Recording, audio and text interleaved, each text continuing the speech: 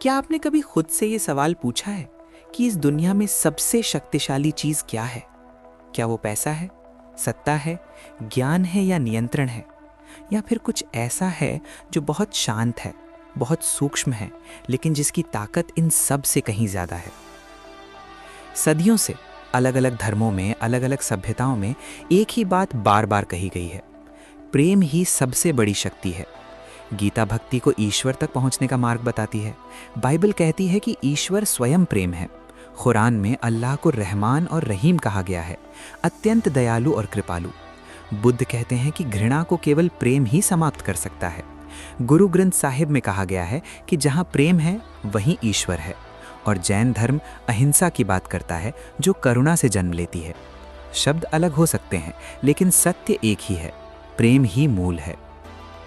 अब जरा अपने भीतर झांक कर देखिए। जब भी हमारे अंदर घृणा आती है, जलन होती है, डर होता है या क्रोध आता है, तो असल में क्या होता है? ये सब कोई अलग भावनाएं नहीं है, ये सिर्फ प्रेम की अनुपस्थिति है। जहां प्रेम नहीं होता, वहां ये सब भावनाएं जन्म लेती हैं।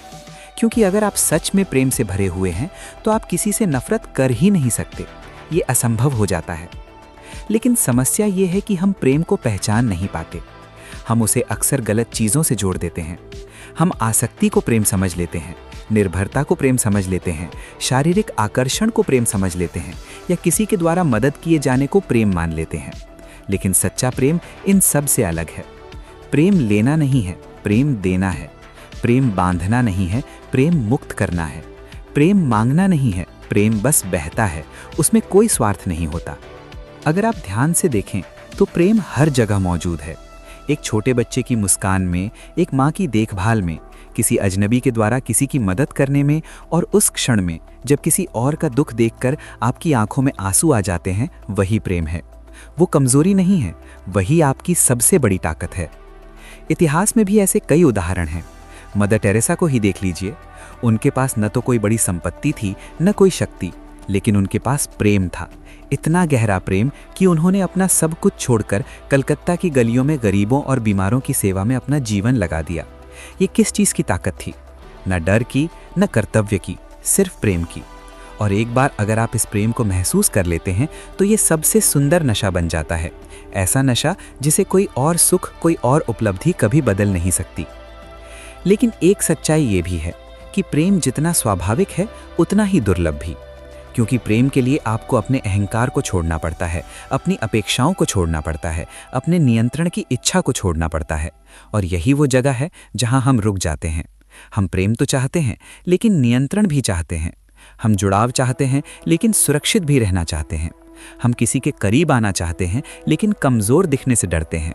इसलिए हम अपने ही बनाए हुए सुरक्षित दायरे में रहते हैं, जहां सब कुछ जाना पहचाना है, लेकिन अंदर से खालीपन है। असल में इस दुनिया में केवल दो ही स्थितियां हैं: प्रेम या प्रेम की अनुपस्थिति। बाकी सब उसी के अलग अलग रूप हैं। डर, पीड़ा, असुरक्षा, इन सब का अपना स्थान है।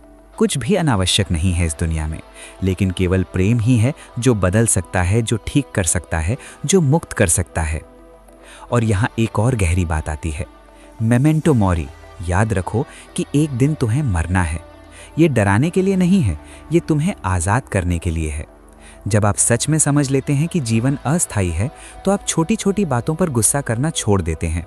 आप दूसरों की राय के पीछे भागना छोड़ देते हैं। आप नफरत को पकड़ कर बैठना छोड़ देते हैं, क्योंकि फिर सब कुछ साफ दिखने लगता है। अगर सब कुछ अस्थायी है, तो क्यों ना पूरी तरह प्रेम किया जाए। अगर यही क्षण हमारे पास है, तो क्यों ना इसे करुणा और सच्चाई से जिया जाए। प्रेम कभी शिकायत नहीं करता, कभी हिसाब नहीं रखता, कभी बदले की उम्मीद नहीं रखता। वो बस होता है। वो आशा से भरा होता है, सकारात्मक होता है, और जीवन के हर पहलू को स्वीकार करता है। उसे पता है कि जीवन में द्वैत है। खुशी के साथ दुख भी आएगा, मिलने के साथ बिछड़ना भी होगा, लेकिन प्रेम इन सब के बीच में स्थिर रहता है, क्योंकि वो खुद सबसे बड़ा आनंद है। और अंत में बस एक बात: अगर आप डर, क्रोध या जलन से भरे हुए हैं, तो चाहे आप कुछ भी कर लें, आप अंदर से हार चुके हैं।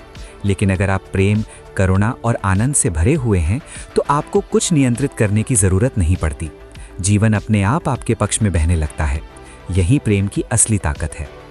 तो आज कुछ नया बनने की कोशिश मत कीजिए, बस वही बन जाइए जो आप पहले से हैं, एक ऐसा इंसान जो प्रेम कर सकता है, कल नहीं, कभी नहीं, अभी। क्योंकि अंत में कुछ भी मायने नहीं रखेगा, सिर्फ यही कि आपने कितना प्रेम किया और कितनी गहराई से प्रेम को अपने भीतर जीने दिया।